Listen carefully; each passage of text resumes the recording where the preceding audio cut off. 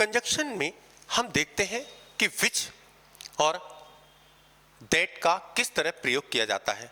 That जो का symbol है हु के लिए भी लगता है, जैसा कि पहले बता चुका हूं आपको, और यहां पर विच के लिए भी दैट का प्रयोग किया जाता है और यहां पर व्हाट के लिए भी दैट का प्रयोग होता है। ये जानना हमारे लिए बहुत जरूरी है। जैसा कि सबसे पहले देखते हैं विच कहां प्रयोग होगा और कैसे प्रयोग होगा। I have a pen which is very costly.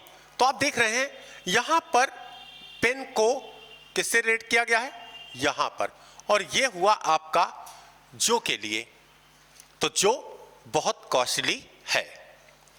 Next देखिए सेम इसी तरीके है।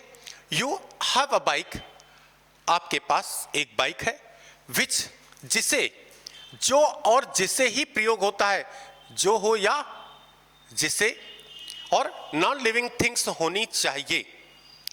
तो your father has given you, जिसे तुम्हारे पिताजी ने तुम्हें दिया।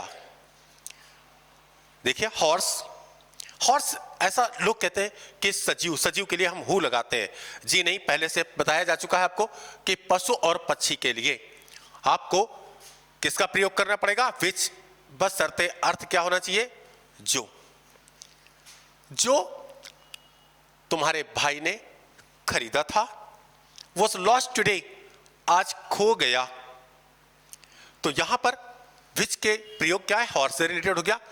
फिर देखिए द बुक, अब यह कहा जा सकता है प्रत्यक्ष है, बिल्कुल सही है, लेकिन कुछ लोग विच का प्रयोग करते हैं, वो बिल्कुल देखने के ऊपर, पहले पूरा सेंटेंस देखेंगे तभी आप विच प्रयोग करेंगे। दैट गिव अस नॉलेज, जो हमें ज्ञान देती है, जो ह्यूमन की तरह काम करे, वहां पर विच का प्रयोग नहीं होगा, दैट का प्रयोग होगा।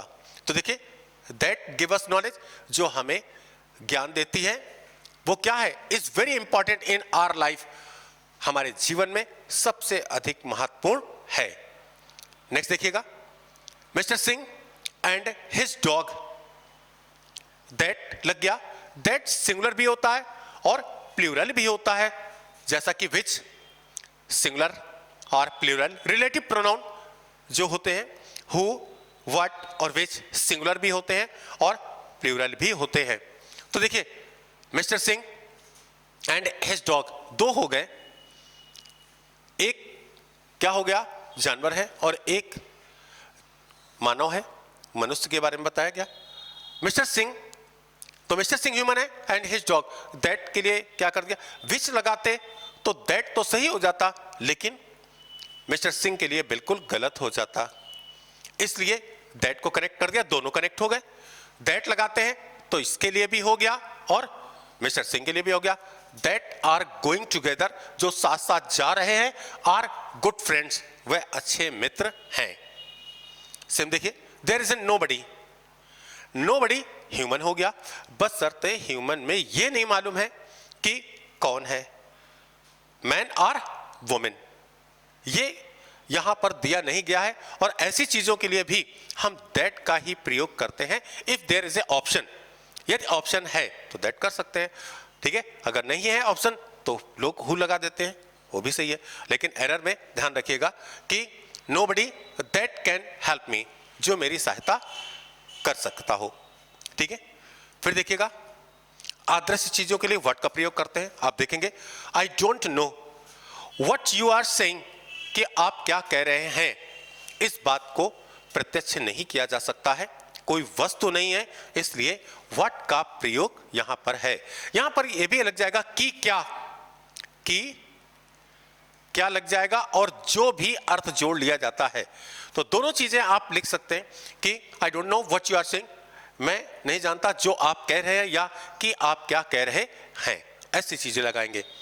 फिर देखिए व्हाट, यहां पर व्हाट यू आर सेइंग, अगर ये यहां पर हेल्पिंग वर्ब हो जाती तो हो जाता क्या, लेकिन जैसे ही सब्जेक्ट हुआ व्हाट के बाद तो हुआ जो। What you have done for me, जो मेरे लिए आपने किया है, इज बेनिफिशियल, वो बेनिफिशियल है। अब देखिएगा आई नो, मैं जानता हूं, व्हाट इज राइट, और रॉन्ग, क्या सही है और क्या गलत है फॉर मी। तो यहां पर जो का भी है और क्या सही है और क्या गलत। I have faced many difficulties that lead me to progress, जो मुझे प्रोग्रेस की ओर ले जाती है। अब आप देख रहे होंगे आई हैव फेस्ड मैनी डिफिकल्टीज के लिए मैंने व्हाट नहीं लगाया है, दैट लगा दिया है, विच नहीं लगा सकते हैं, क्योंकि ये वर्क ह्यूमन की तरह काम हो रहा है। दैट लीड मी या लीड अस कर सकते थे वहां पर जब कोई ऐसी बात आएगी, लेकिन आई बोला है तो जाहिर है lead me to the progress कर सकते हैं, टू प्रोग्रेस कर सकते हैं। ये देखिए टू द प्रोग्रेस। फिर देखिए एडवर्सिटीज, परेशानियां, that teach us good conduct and manner, अच्छा मैनर सिखाती हैं और अच्छा कंडक्ट सिखाती हैं, are very important in our life, जो हमारे जीवन में बहुत इंपॉर्टेंट है, क्योंकि एडवर्सिटीज भी जो है वो ज्यादा इंपॉर्टेंस है, तो उसके लिए बताया यहां पर इस सेंटेंस में। इसलिए बेहतर है कि दैट का ये हो गया, जबकि ये आदर्श चीजें हैं। मोर इवर क्या है, दैट टीचर्स अस, ये ह्यूमन की तरह काम कर रही हैं, इसलिए हमें दैट लगाना पड़ेगा। तो यहां पर दैट सिंगुलर है प्लूरल है, यस या इस लगाने की जरूरत नहीं है। कंजक्शन के पार्ट में हम देखते हैं कि whom, who और which किस तरह से इनके प्रयोग किए जाते हैं। थोड़ा सा कंफ्यूजन होती है, लेकिन यदि आपके क्लैरिफिकेशन है वर्डों का, सेंटेंस का, तो फिर इसमें लगाने में कोई भी आपको प्रॉब्लम नहीं होगी।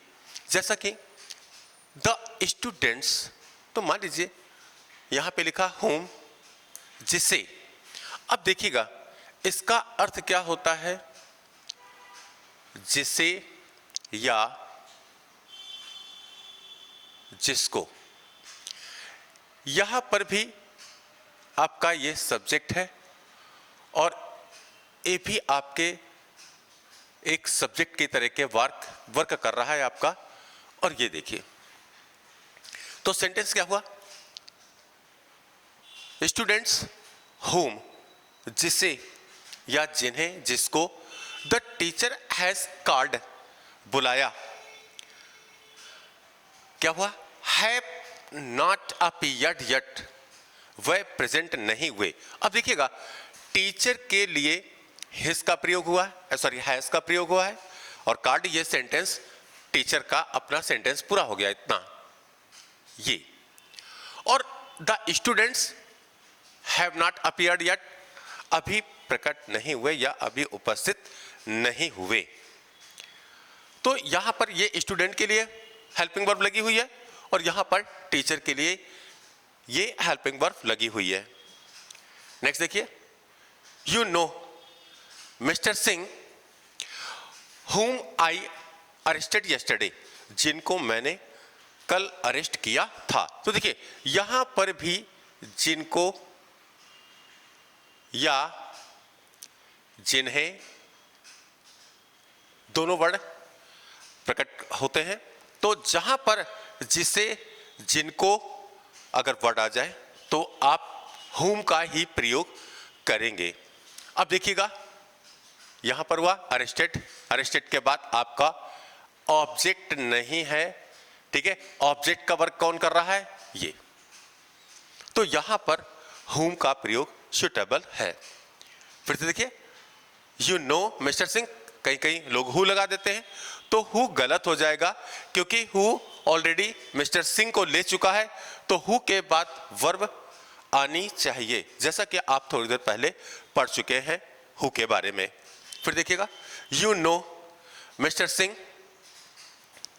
आई थिंक, जब कभी, तो ऐसा लगता है कि यहां पर जैसे सेम सेंटेंस लिखा हुआ है, आई अरेस्टेड की जगह आई थिंक लिख दिया है, तो यहां पर ऐसा लगता है कि हुम का प्रयोग होना चाहिए, लेकिन यह बिल्कुल गलत होगा। जब कभी वर्ब के बाद, यानी देखिएगा कि वर्ब के बाद एचवी या वर्ब ये आ जाए तो यहां पर हुम का प्रयोग नहीं होगा, हु ही होगा। फिर से देखते हैं, यहां पर आई थिंक वर्ब के बाद फिर वर्ब आ जाए तो 101% क्या होगा, हु का प्रयोग करें, whom का प्रयोग नहीं होगा। फिर देखिए same sentence, Ravi met a man, Ravi एक आदमी से मिला।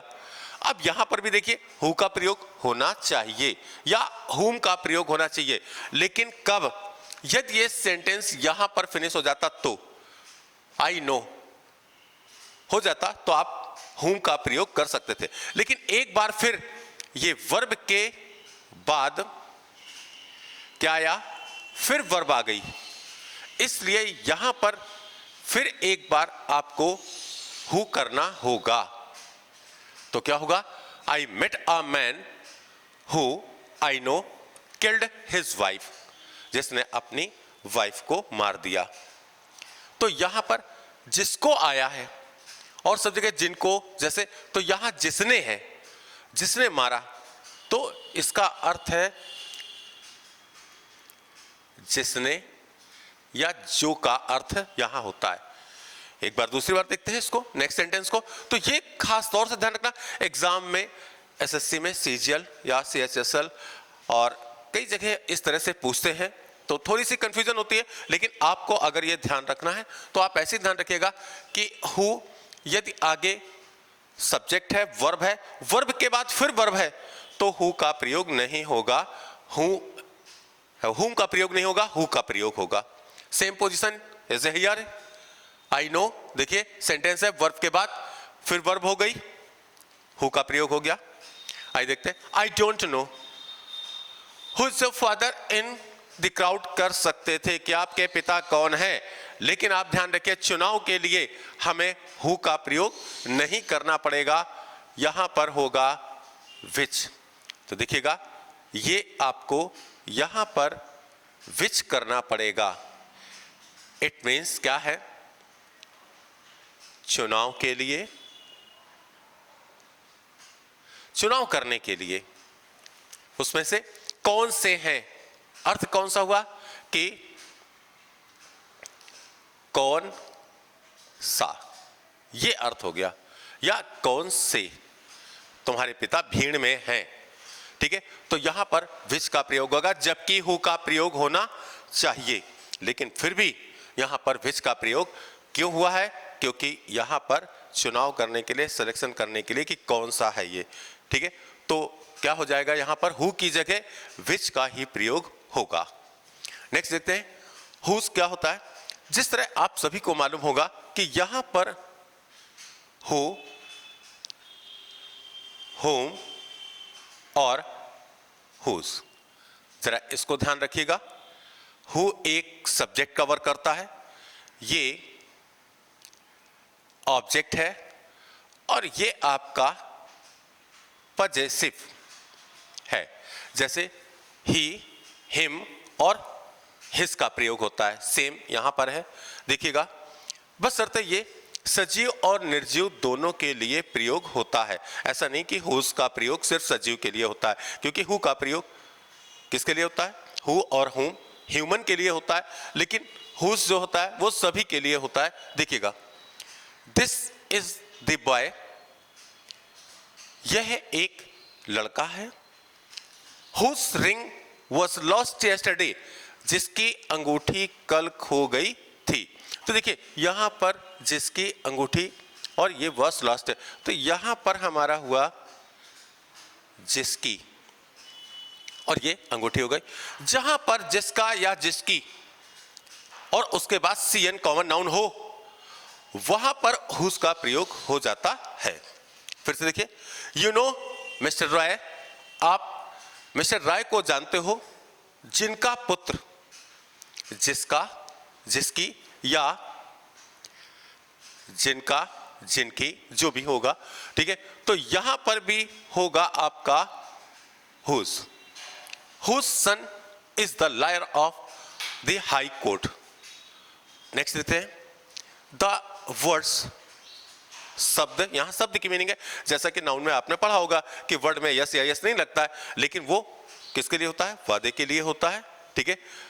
यहां पर वर्ड का प्रयोग जब शब्द के लिए आएगा तो यस लग सकता है। तो द वर्ड्स हुज प्रिंट, जिसका प्रिंट इज नॉट गुड, अच्छा नहीं है, कैन नॉट बी या कांट बी अंडरस्टूड, जिसको समझा नहीं जा सकता है। तो देखिए यहां पर whose words is not good ये अलग हो गया और ये इसका सेंटेंस यहां पर क्लियर हुआ है। तो इसलिए इस चीज को भी ध्यान रखना है। कंजंक्शन के इस पार्ट में देखते हैं वेयर, व्हेन और व्हाई का प्रयोग किस तरीके से किया जाता है। वेयर का अर्थ होता है कि कहां या जहां।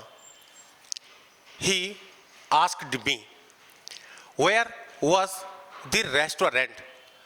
अगर यहां पर वेयर वॉज द रेस्टोरेंट है तो वेयर ये कंजंक्शन के रूप में हो गया। ये अगर ये कंजंक्शन के रूप में है तो इसके बाद सब्जेक्ट आना चाहिए, ये यहां पर नहीं होगा। तो यहां पर वाज हट जाएगा और आपका ये लग जाएगा where was, where the restaurant was.